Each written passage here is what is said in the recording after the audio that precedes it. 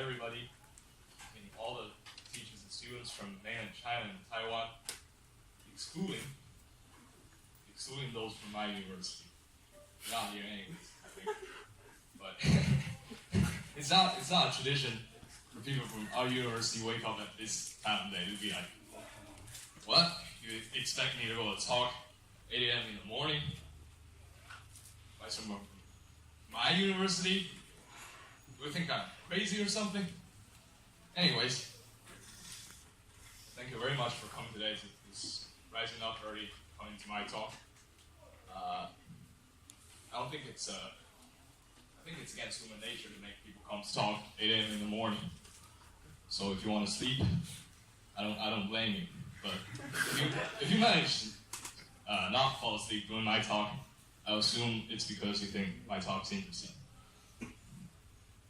I'm going to talk about vial Sun Yat Sen circuit. It's an experimental project I did back in the University of Chicago. So what is a vial sand-metal? Before we talk about vial sand-metals, I'd like to take some time to talk about graphene. Because I think most people are more familiar with graphene. Basically, graphene is like you have this 2D material made of carbon, and in spent structure here you have like 6 depth points here. If you take a closer look, it looks like that. Linear dispersion relationship around the points. These points are called the Dirac points.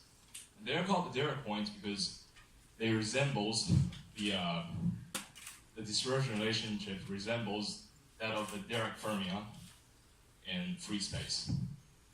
That's the Dirac fermion.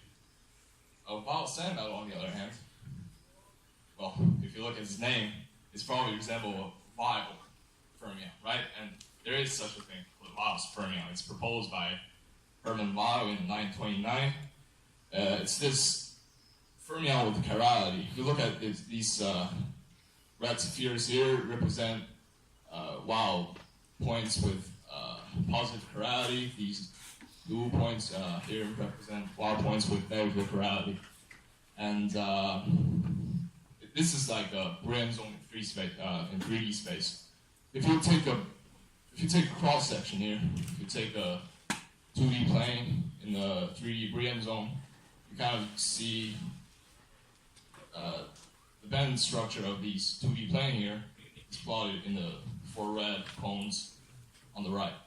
So essentially what this means is that if you take a 2D cut of a 3D vial sand metal, you basically get a Dirac type Hamiltonian, like that of graphene. So essentially what I'm saying is, a vial sand metal is not special, it's just a graphene, but in 3D. And one thing about these Weyl points is that they're more stable than 2D graphene because they're topologically protected. Those of you who are interested, you can look up why they're topologically protected, but I'll skip that now.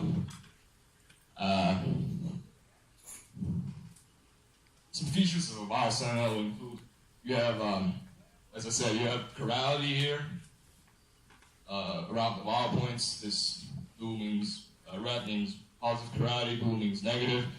And you can determine the chirality of a vial sand metal through the spin texture around the Weyl points. You see those arrows going in and those arrows going out. That's the spin texture. Or another way to determine this is that you can look at the Barry's curvature around the Weyl. Please raise your hand if you've heard of Barry's curvature. Who's heard of Barry's curvature? All right, fine. Raise your hand if you've never heard of Barry's curvature. All right, fine. It's simple. It's very simple. Just think of it as a electric field, but in momentum space. Yeah. If you look at these orange dots here, they're the Weyl points with positive chirality. They're kind of like the positive charge, and these are negative charges. And you kind of see the arrow with these things. You probably can't see it, but there are red arrows coming out of this charge, and there are arrows going in this blue charge. So essentially, what it does is that these are the positive charges, and these are negative charges, and you have these electric field going from positive charge to negative charge. That's all it is. Very curvature. So, how is it possible that we build a vial sand metal with circuit boards, with inductors and capacitors? If you don't look at this, this is crap. I wrote this, but it's still crap. Basically, what it says essentially here is that the mathematical form of a Schrodinger's equation and a type-binding system of lattice system, which is a quantum mechanical problem, has the same form of the power flow equation in an electrical circuit, which is a classical problem. So you look at this and you think, maybe I can do something here. And that is exactly what we did.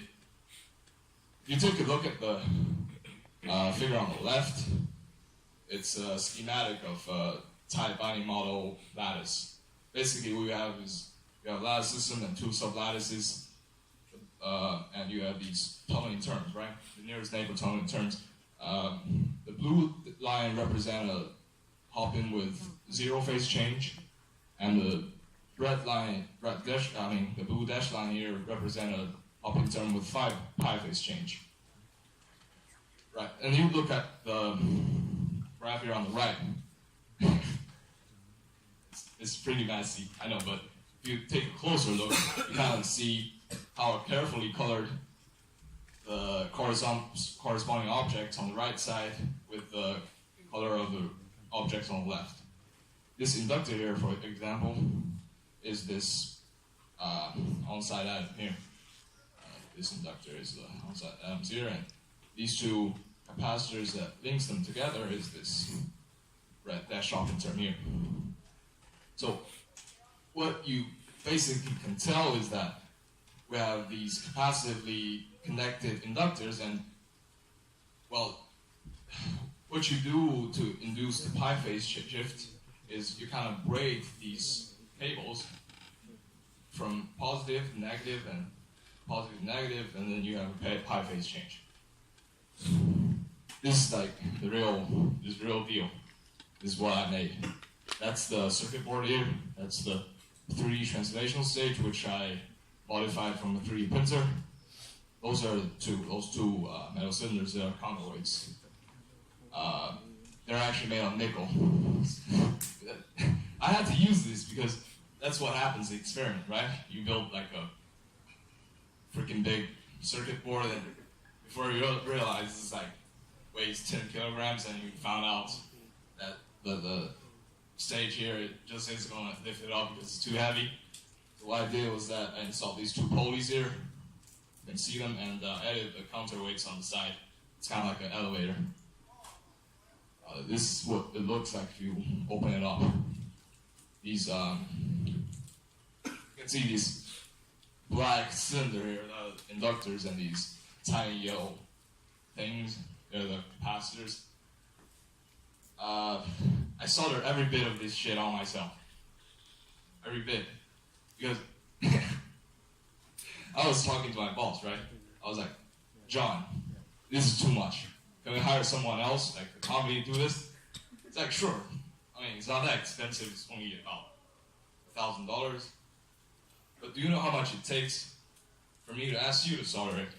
Like, here's how much it takes. Here's how much it costs. 0.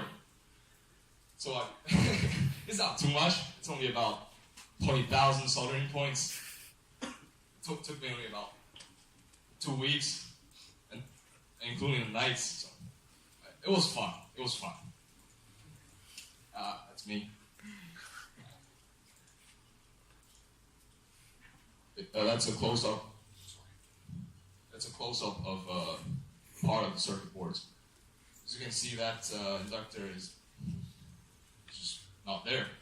And this is because when I designed the board, the way we probe the sides is that you have this whole board, right? And then you stick a probe into the board to probe its both sides. And then the probe it has to be with very careful design and stuff.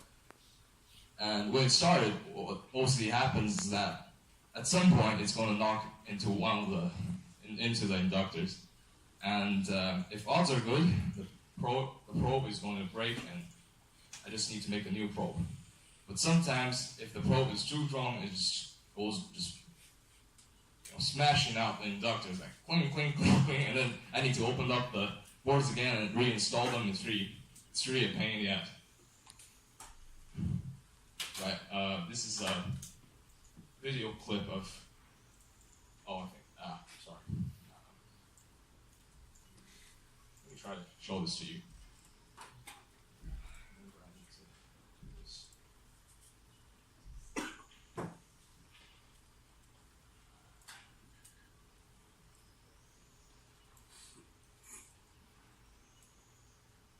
This is actually not the real measurement. This is me trying to calibrate the thing. You can see me there calibrating, and that's a counterweight dangling around right there. And if you look at the speed of its dangling, you can definitely tell this is like 5 times faster than real time. There's no way the gravitation would be that strong. The one on the right here is the real deal.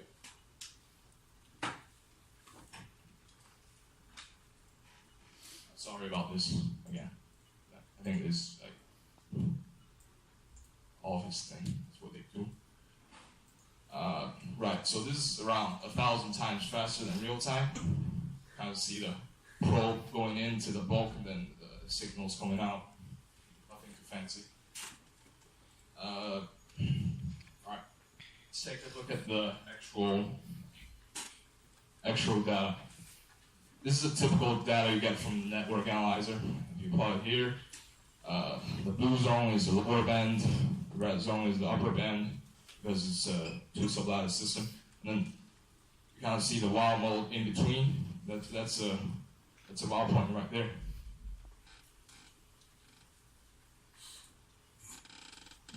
Sorry. Graph on the left is a projected band structure of the wild sand metal. These are 2 for wild modes. I added these illustrative cones to show that they're actually linear dispersive. These are these spheres here are the constant energy surface around the wild points, and these arrows here are the spin text around the wild points. You kind of see they have these are 2 positive polarity, these are negative polarity, and this guy here is it's a surface mode, right? I didn't tell you about the Fermi arcs. The thing about the wild sand metals is they have this extremely exotic Fermi arc surface modes. You kind of see this is upper surface, lower surface, and the green is the bulk. This is more artistic plot of the dispersion relationships. You kind of see the cone-like structure here.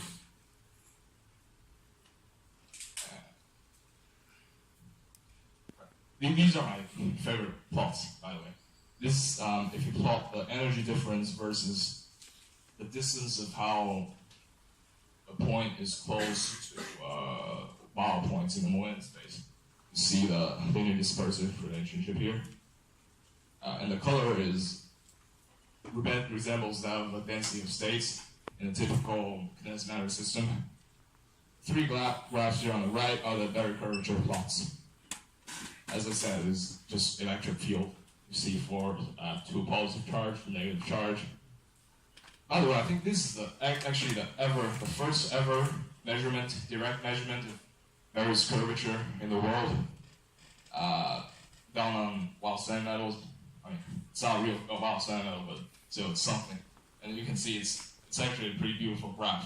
If you look at it, really clear.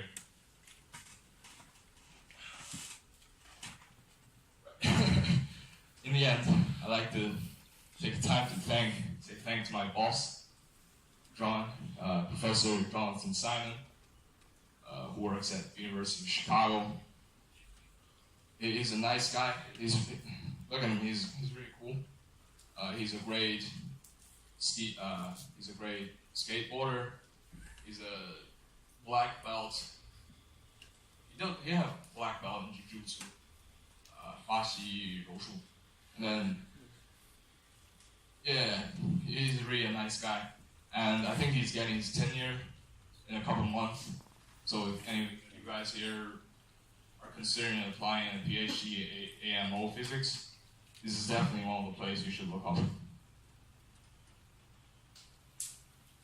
This is a picture of our lab members that we took before I left Chicago.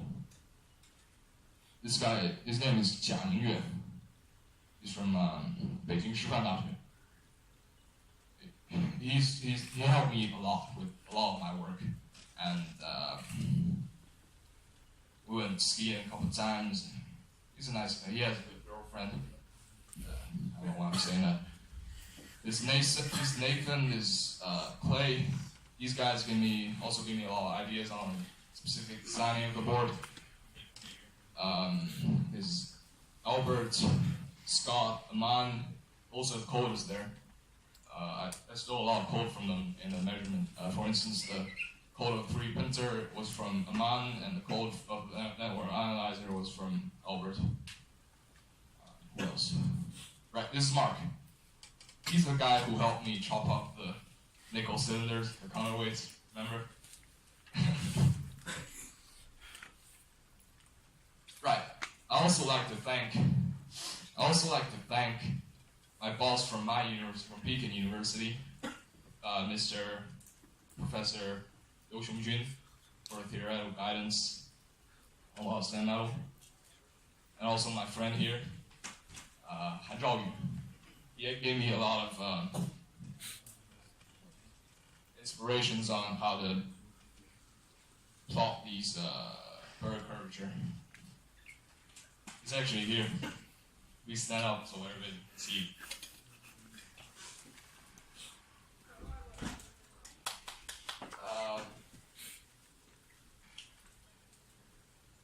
Right. In the end, 最后呢，我想和我们昨天的孔佳宇同学的报告做一下呼应。